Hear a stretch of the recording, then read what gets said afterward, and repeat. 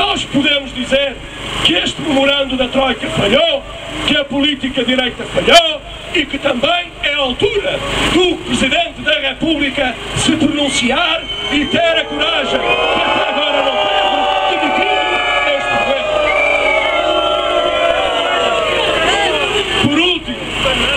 Por último, camaradas, parece-nos que hoje também é fundamental, para além de denunciarmos aquilo que se está a passar, também reafirmarmos as nossas propostas. Nós entendemos que não estamos perante uma inevitabilidade, nem estamos condenados perante esta política que é contrária a quem trabalha, aos pensionistas, aos jovens e também aos desempregados.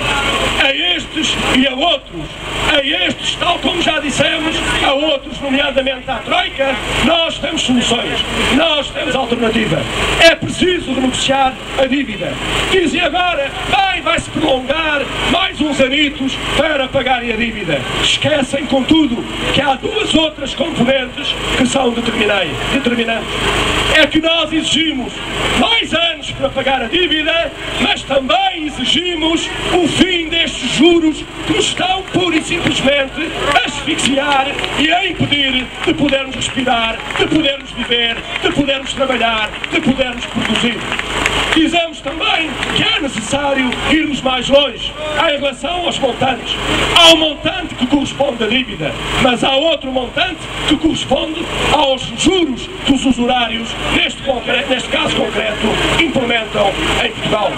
Defendemos que o Banco Central Europeu deve pura e simplesmente alterar o seu regulamento e criar condições para emprestar dinheiro diretamente aos Estados e aos povos que dele necessitem. Ao mesmo juro que empresta ao setor financeiro, 0,75%.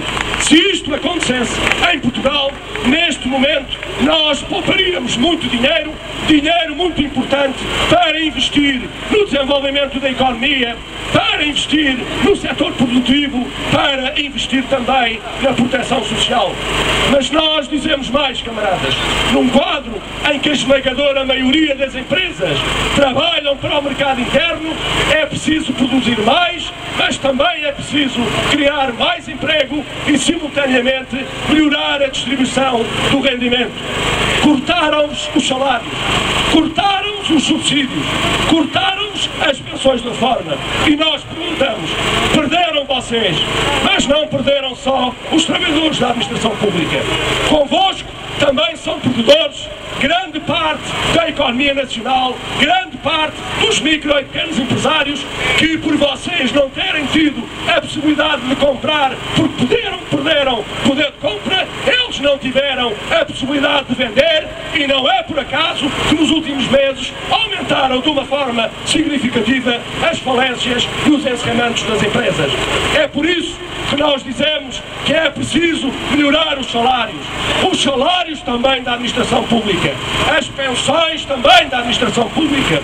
É preciso melhorar o salário mínimo nacional e é preciso também defender as funções sociais do Estado, porque quando estão a atacar os trabalhadores da administração pública, quando estão a anunciar mais milhares de despedimentos para a administração pública, seja central, regional ou local, o que eles estão a dizer é que se porventura esses despedimentos se viessem a concretizar, imediatamente os serviços públicos iriam ficar prejudicados do ponto de vista quantitativo, qualitativo, e mais cedo que tarde os serviços públicos iriam aumentar para a população.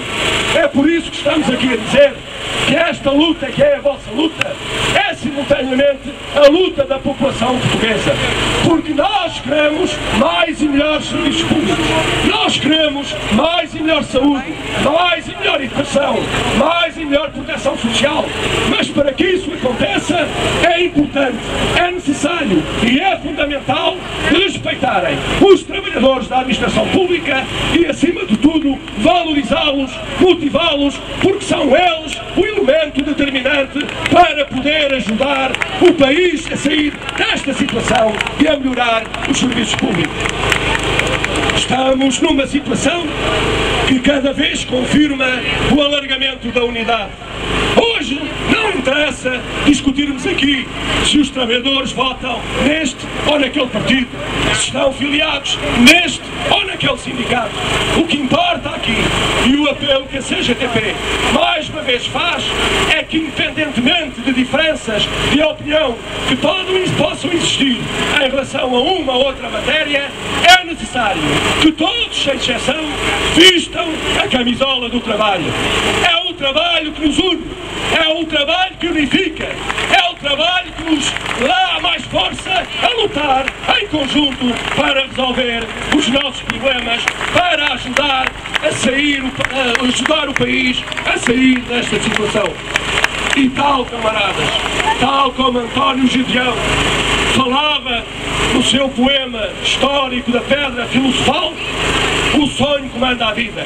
E estes são homens e mulheres que estão aqui a dizer e a afirmar que, para além do sonho comandar a vida, nós estamos aqui a lutar e iremos continuar a lutar para concretizar os nossos sonhos. Os nossos sonhos, os sonhos das novas gerações, o sonho de termos um país democrático, um país soberano, um país independente, um país próprio, próspero, um país democrático. E porque todos os dias são dias de luta, valorizamos muito as lutas que já foram desenvolvidas nas últimas semanas.